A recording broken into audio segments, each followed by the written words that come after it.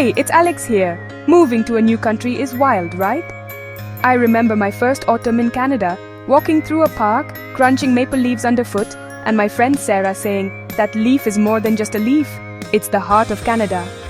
Turns out, the maple leaf has been a symbol here for over 300 years. Indigenous communities and early settlers counted on maple trees for food and life. Now it stands for resilience, nature, and unity. And since 1965, it's been smack dab in the middle of our national flag. You'll spot it everywhere, from city streets to wild forests, from t-shirts on Canada Day to the uniforms of athletes who make us proud. But Canada isn't just one story.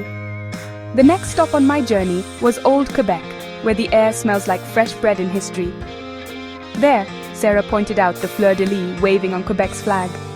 It's a symbol of French royalty, she explained, and it's been part of Quebec's story since the 1600s. The Fleur-de-lis isn't just about a province, it's about deep French roots, language and culture that run through the whole country. In Canada, you'll hear bonjour as often as hello. Then we headed to Parliament Hill in Ottawa. You have to look up, way up, to see the Canadian coat of arms.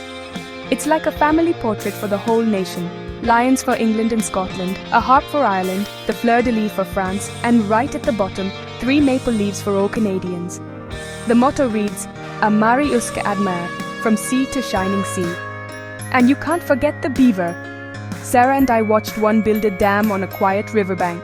Back in the fur trade days, beavers pretty much built the Canadian economy. Today, they're a symbol of hard work, smarts, and sticking together, and you'll find them even on our 5-cent coin. Canada's symbols are everywhere, on flags, coins, shop signs, even passports.